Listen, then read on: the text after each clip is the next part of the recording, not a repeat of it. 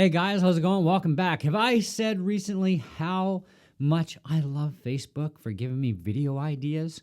I gotta tell you, man, if you're losing some creativity in your world, or you just got nothing else better to do with your time, go on Facebook. You'll find lots of ideas for videos.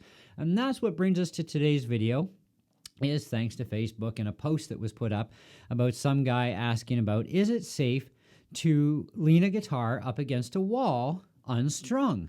Well, most people so far are saying, yeah, there's nothing wrong with it. It's fine, won't hurt it. Well, the truth of the matter is, yeah, it's going to hurt it. Especially in the long term, it's definitely going to hurt it. But it's going to hurt it right away, too. Why? Well, I'm going to explain that to you. So I've got my Telecaster out here. If I can get it unhooked from my stand. So on every guitar, it's going to be different, too, because gauge of strings, etc., okay, and acoustic versus electric. So there's well over 100 pounds of pressure, okay? I don't have the exact numbers for you, but it's well over 100 pounds of pressure, even on this guitar with 9-gauge strings, okay? And that pressure is from your saddles right to the headstock, okay, to your tuners. So there's a lot of pull force there with 100 pounds. Okay, think of about a 100-pound person and try and get them to stand on a guitar unstrung. See how much things go bend, okay? It's going to hurt. So that's a lot of pull pressure. So you have a truss rod inside the neck here that's going to help hold that neck back into position. And it's adjusted by X amount of turns clockwise to add tension and X amount to remove tension. And depending on how your guitar is going to be set up, depends on which way things go, obviously, right? But you never, ever run a guitar with no tension on the truss rod. So anyways, the guy was asking about unstringing the guitar and leaning it up against a wall. Now, why is that bad for the guitar? Well, here's the thing.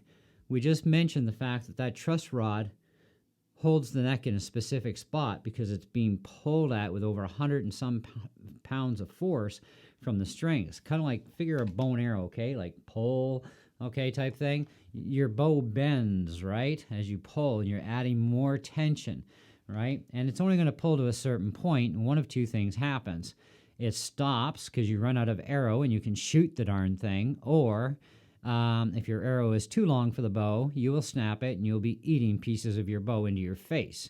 All right? So, not a very appealing thought, is it? So, anyways, no danger of that happening with a guitar as far as it going into your face, right? But, anyways, so you've got all that pressure pulling against the neck. So the truss rod is there to adjust the tension to pull the neck back.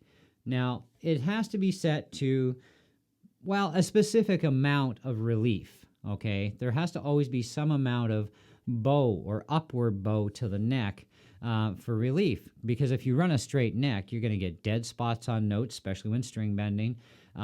If you have the slightest of an uneven fret, which can happen because wood moves all the time, and even with the best fret leveling job in the world, it's still not 100%, and if a fret starts to move just a hair, yeah, running a straight neck, problem, okay, but problem either way, running it too straight, it's going to make for some things that you're going to do on the guitar that are not going to sound very good, okay? So you always have to have a certain amount of relief, because when you fret a note, the string has to make it over the next fret, and the next fret, the next fret, the next fret, and the next fret, in order to ring out a proper sound, okay, without going bzzz, okay? So you unstring the guitar, there's over 100 and some pounds of pressure here that's no longer there. Your truss rod is also tightened to a certain amount to keep things in line. What's it going to do? It's going to suck the neck back, okay? Now, it could suck it just straight flat, okay, which isn't a bad thing, okay? But it's more than likely it's going to suck it back more because it's going to want to equalize that pressure. And it's going to be different from guitar to guitar, neck thickness to neck thickness, and widths and so on, where that equalization takes place.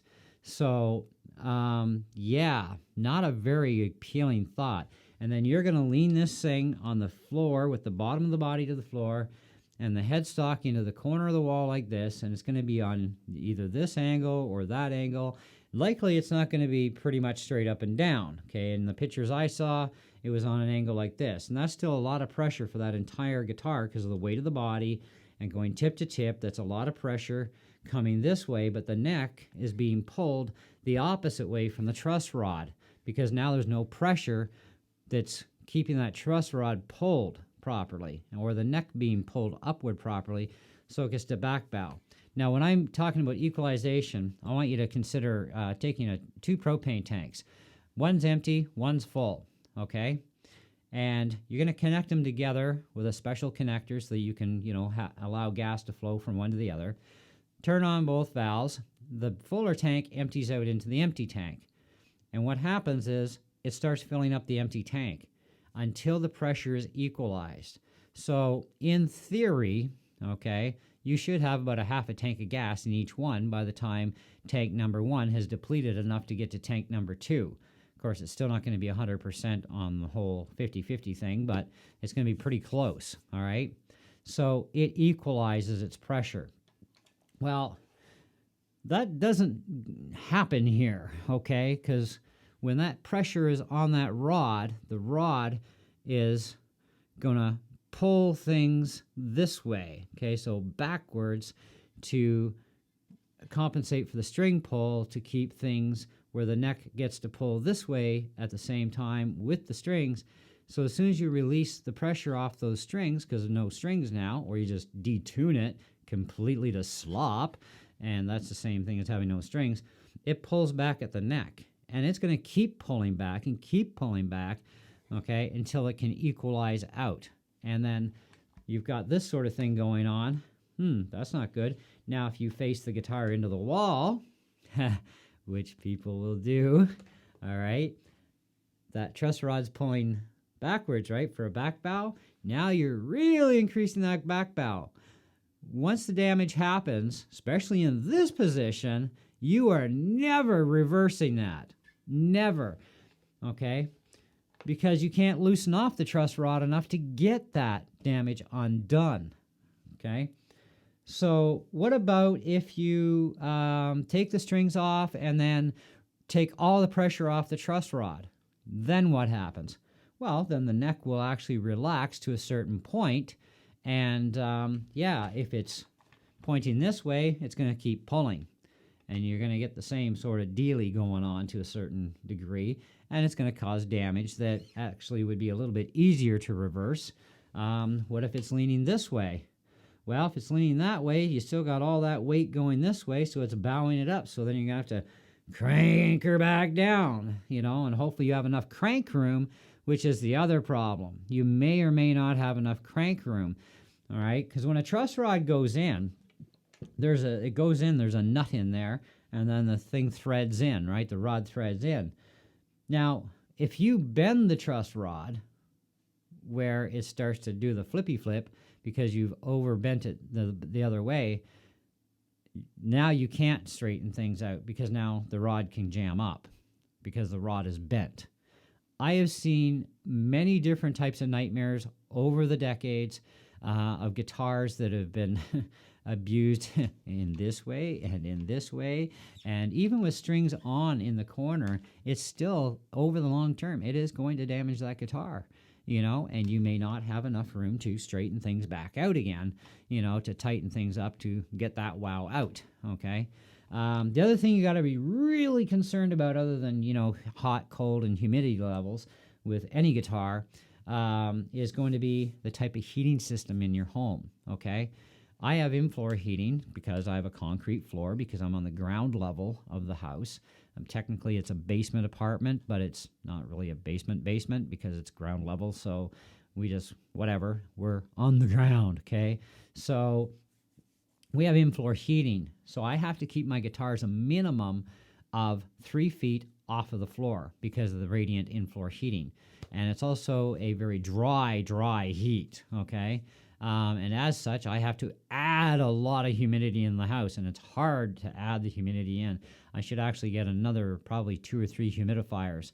Right now, I'm sitting at about 35%, which is very, very borderline. But my door is also closed, and my humidifier is just outside the door, and I don't want to listen to it in this room anymore. So I just have it blowing in the door when the door is actually open. But to be able to do a video in peace and quiet, I need the door shut. But the humidity level will come back up again once I open the door up. So in the summertime, I fight with keeping the humidity down, right? Because I get a lot of dampness in the summer, right? It's cooler in the apartment and it's damper. So I got to, take away humidity as much as I can because it's very, very humid. And humidity and heat affect guitars, right? So if you're even storing a guitar even on a stand, okay, strung up and proper tension, there's some rules to follow on guitar stands. One of which is on an electric guitar on a stand like this. Okay, this is one of these kind of stands.